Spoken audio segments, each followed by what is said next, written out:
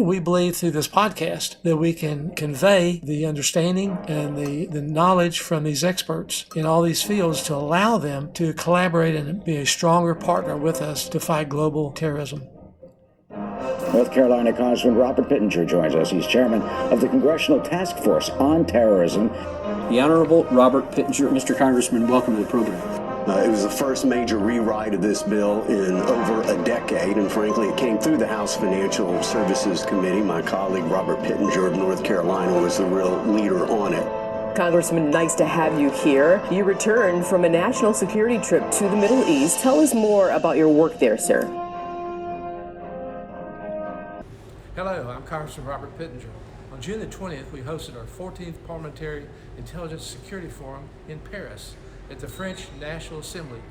I'm so grateful for the leadership of Sonia Creamy from the French National Assembly, who brought together her colleagues, Senator Olivier Cadic, Senator Conway Murray, and Assemblywoman Valérie Boyer, to host this important strategic meeting to bring together parliamentarians and government officials from throughout the world who came to learn more about illicit finance, counterterrorism efforts related to information sharing, addressing blockchain, so many issues in cybersecurity that experts came from the private sector, from the government, from think tanks to share what we need to be doing in stronger collaboration to defeat Islamic terrorism.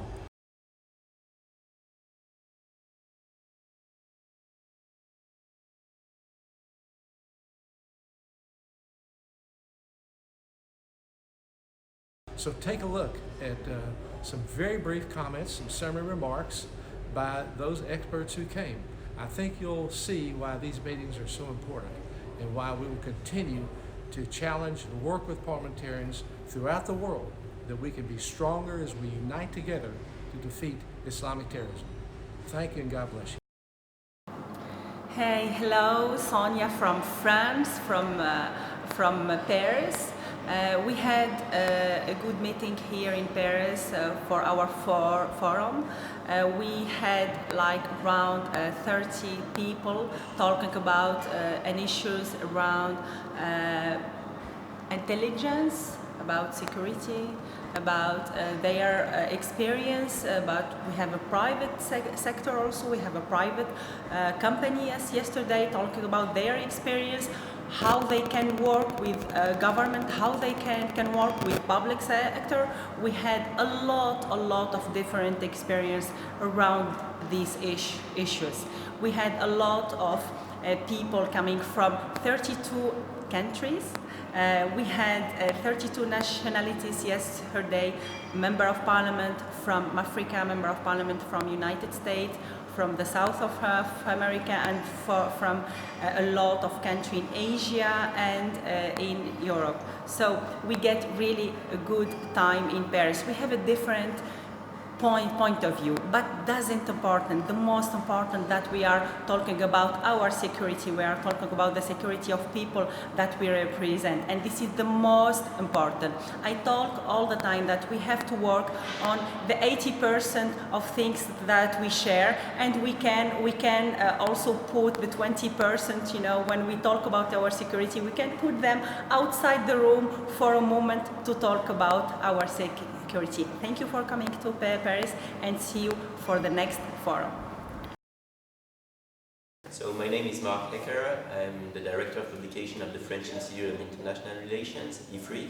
That's the main think tank dealing with international affairs in France. And I just attended the Parliamentary Intelligence Security Forum here in Paris. And the main message that I wanted to convey is that despite the fall of ISIS in Syria and Iraq, the threat is still present and is going to last for a number of years now.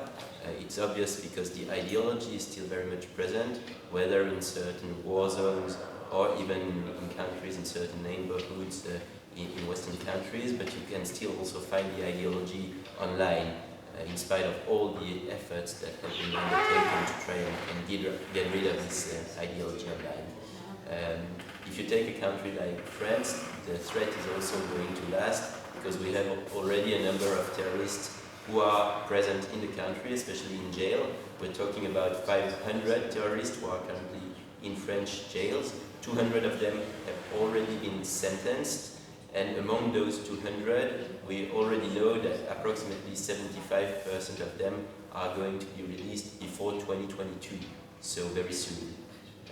That's the main message that I wanted to convey. So the terrorist threat is going to endure, to last, whether it's linked to ISIS or to other jihadist organizations, Al-Qaeda, but do not forget other organizations that are not linked to Al-Qaeda or ISIS. For instance, Hayat Tahrir al-Sham, that's currently very active in the region of Idlib, or other organizations that may rise in the next years, in the coming years. My name is Mariano Federici. I'm the head of the Financial Intelligence Unit of the Republic of Argentina. I want to emphasize today the importance of financial integrity in the global fight against organized crime and terrorism.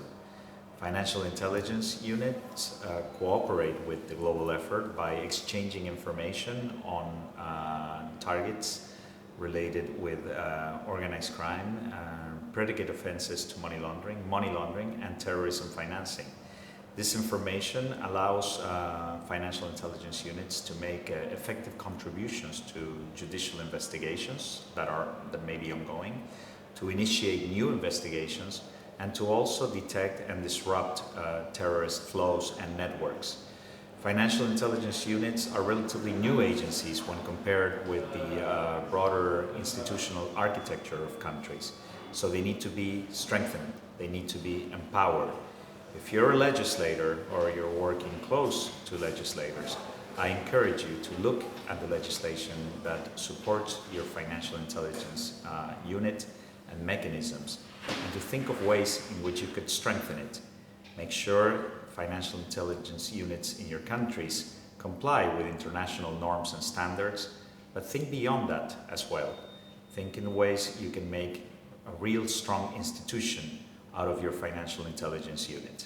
Thank you. My name is Anne-Clémentine Larocque. I'm an historian, I'm a specialist of Islamism, and I'm trying today to talk about the topic of the spreading of Islamism in the world. In fact, we have to, I think, to think to the issue of the ideology of ISIS, precisely, because they use a lot of, in fact, elements of the past to justify their action in the world, in the financement also, and in this way, we can say that we have to think that they propose a way of thinking, because they don't know, want to understand what Western countries say since about 50 years. They want to say, okay, we are not in the same world, and we have our system of values. This system is a good system, and we use all the things that we can to demonstrate to the world what it must be. So my name is Stefan Heisner. I am managing partner of EY's Forensics and Integrity Services in EMEA.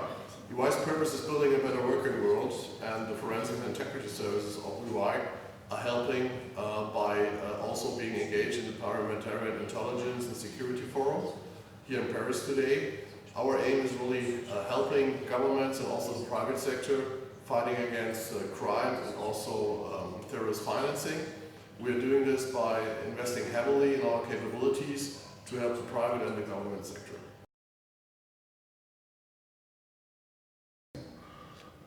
Hello, my name is Andreas Schwarz. I'm a member of the German Parliament. I'm also chairman of the steering committee. It was a very interesting day here at Paris with very new and good informations for my work at the German Bundestag. The money laundering is a big problem for the world, and it's a great problem for the democracy in the world. We have to work together in parliaments, we have to work together with NGOs and also with our governments. In this way, I hope we come together again and we produce very good ideas in order to fight against money laundering. My name is Ksenia Svetlova. I'm a senior research fellow at Herzliya Interdisciplinary Institute, ex-member of Knesset and a member of the Foreign Affairs and Defense Committee. The introduction that I presented, it basically focuses on the dangers and the challenges of anti-terror and anti-money laundering legislation.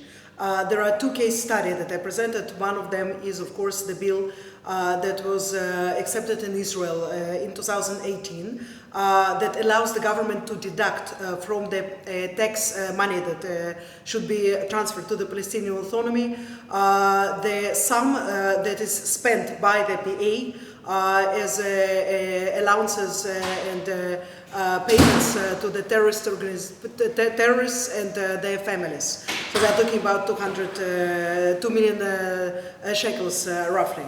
The other case study is the legislation that was accepted by the American Congress that allows the American courts to accept file cases against the PA by the victims of terrorist activities in the Palestinian territories and in Israel.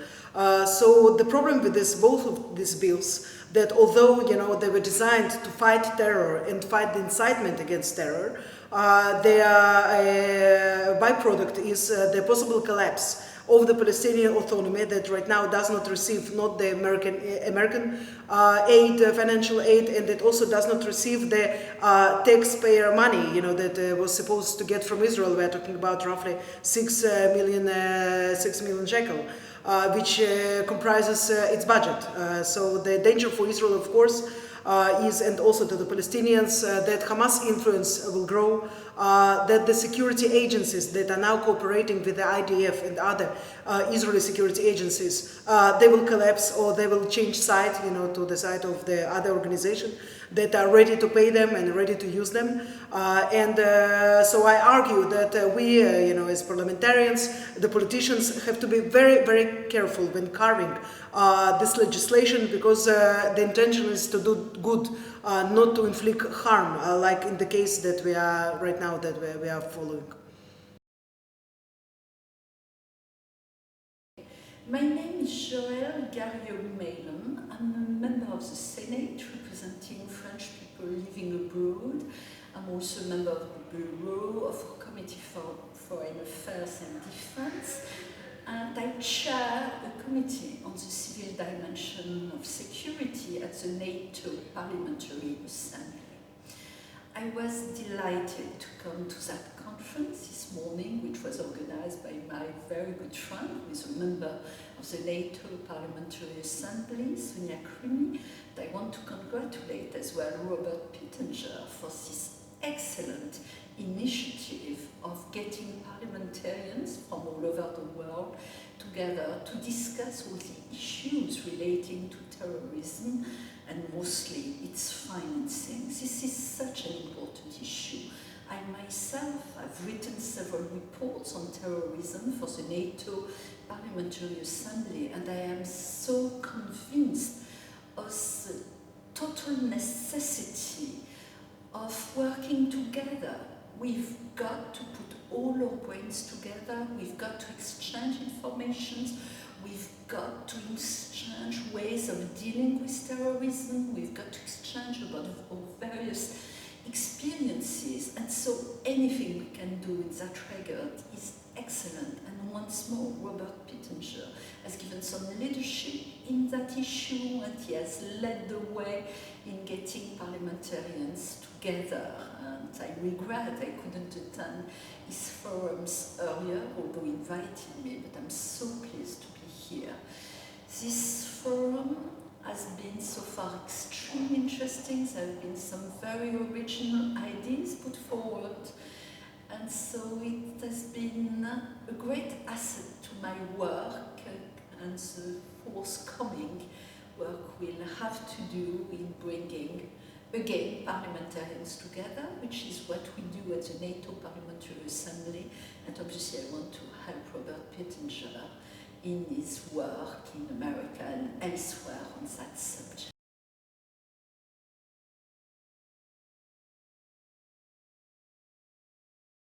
Hi, my name is Emmanuel Jacques. I'm working at SAS as a subject matter expert in intelligence. After 25 years experience in the military intelligence, I came at SAS with the concept of early detection of radicalized individuals based on the isolating and detecting behavioral breakouts, understanding the topics people were speaking about, and then performing link analysis to link that all together. And thanks to such tools, using artificial intelligence, we could build a huge platform that is able to deal with that and brings automation and generates alerts, helping us to tackle new subjects, not only detecting early the radicalization of people that would go to radicalization, that helps to counter terror, but also working on cyber threat intelligence, working on financial markets, covering the monitoring of the dark markets, monitoring the Bitcoin addresses and cryptocurrencies used. So many different use cases have come out of this concept and platform development thanks to SAS. Hi, my name is John Walsh. I'm the CEO of SiteSpan, a North Carolina-based security and compliance regulatory firm. It's a pleasure to be here in Paris speaking with Congressman Pittenger to a wide group of elected officials. One of the things that I spoke about in the primary thing was to deal with terrorist financing and anti-money laundering in a separate and distinct manner. One of the key aspects of terrorist financing is dealing with radicalization and spread of an ideology, and to funnel that money that is raised from that into that sort of approach. Money laundering is dealing with other illicit activity, including drug dealing, human trafficking, and each of these things has their own methodology. What we were discussing today was designing rules and regulations that allow each of the illicit activities to be dealt with in a separate manner, so that regulations don't increase a burden to the point that people cannot open up bank accounts in the underbanked community. We're very concerned, and at the forum, and I was very concerned about the underbanked and not creating a regulatory environment that does not allow lower income people to open up bank accounts and have banking services and small business loans and the things such as that. It's critical that we have a level playing field, and as we go forward, have a de-risking and risk management model that is fair and equitable for all people.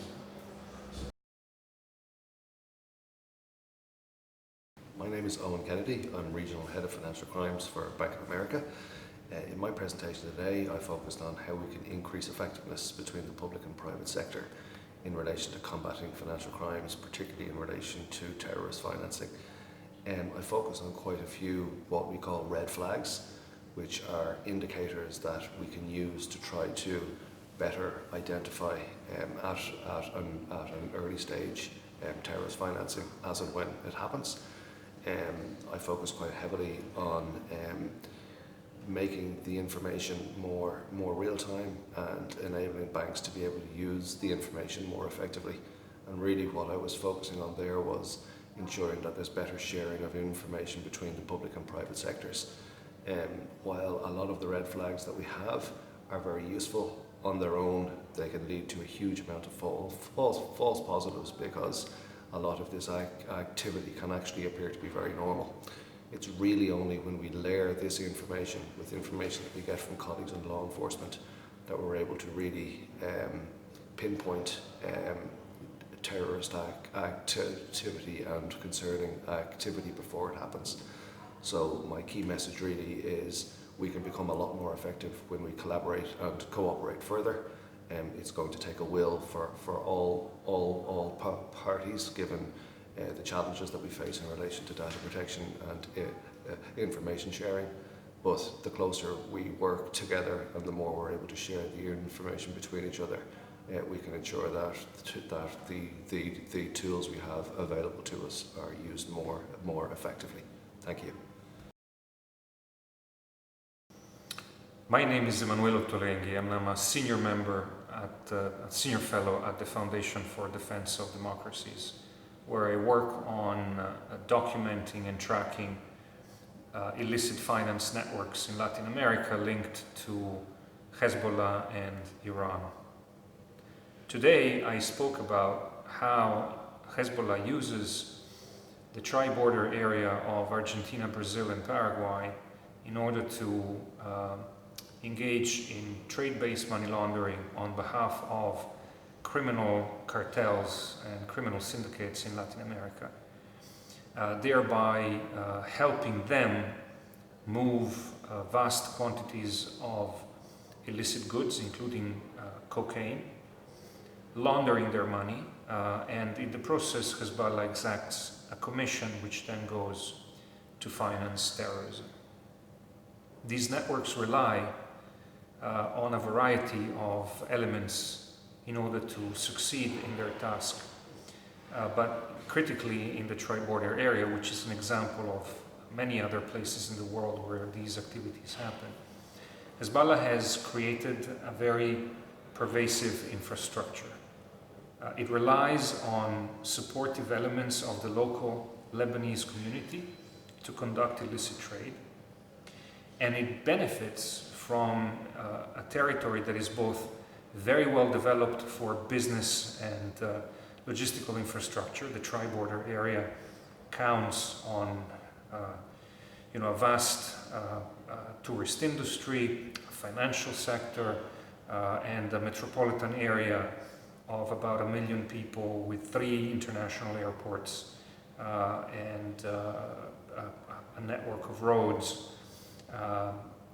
So Hezbollah relies on this well-developed infrastructure and on relatively loose, or sometimes non-existent, controls at the border to launder money through trade-based schemes.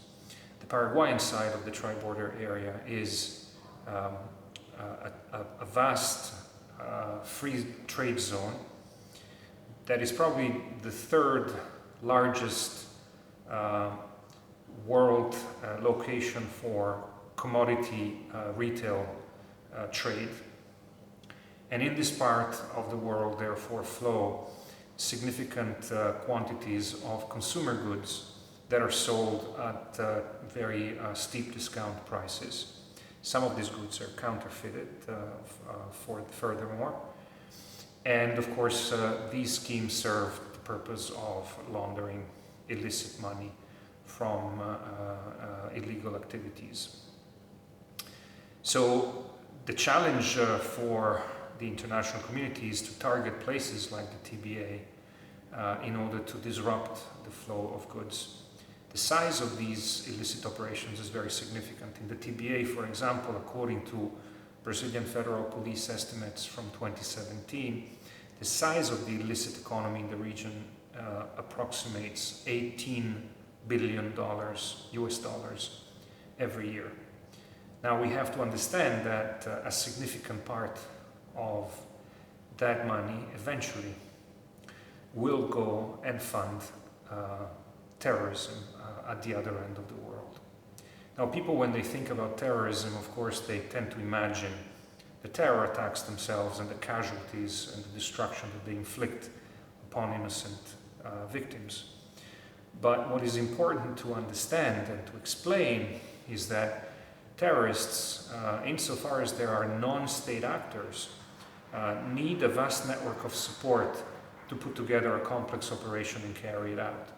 In the case of Hezbollah, we know and have seen in recent years that its operatives in different parts of the world have relied extensively on commercial operations to procure the materials needed to carry out terrorist operations, and have relied on local support in the places chosen to carry out operations in order to conduct scouting activities and all other matters that are required to prepare a terror attack. In order to decisively defeat terrorism, Western democracies, the international community need to go after the networks of support and the infrastructure of funding that makes terrorism possible. The TBA is one such example. There are many other places in the world, but I think that looking at these structures will make it clear and illustrate what kind of steps are needed in order to inflict a decisive blow to those networks that fund terrorism. I'm Katrien de Bolle. I am the director of Europol. Europol is the European law enforcement organization for criminal police in the European Union. We collect information from all the member states regarding serious and organized crime and terrorism. And what we do is we connect the information and we create links that we can give back to the investigators in the member states, leads. We are also a criminal information hub, not only for the EU member states, but also for third parties, countries with whom we have an operational agreement with, like Canada, the United States, Colombia. They have liaison officers in our office, which gives us the opportunity to have good bilateral contacts between different countries and also the contact with Europol. From the United States, for instance, we have 13 agencies represented in our headquarters. Europol is there to deliver expertise to the member states and to add value to the investigations they are undertaking in the member states. We have to be innovative. That's why we invest a lot in new technologies, for instance, facial recognition, or in new methods that can be used in the police work, for instance, the Internet Referral Unit.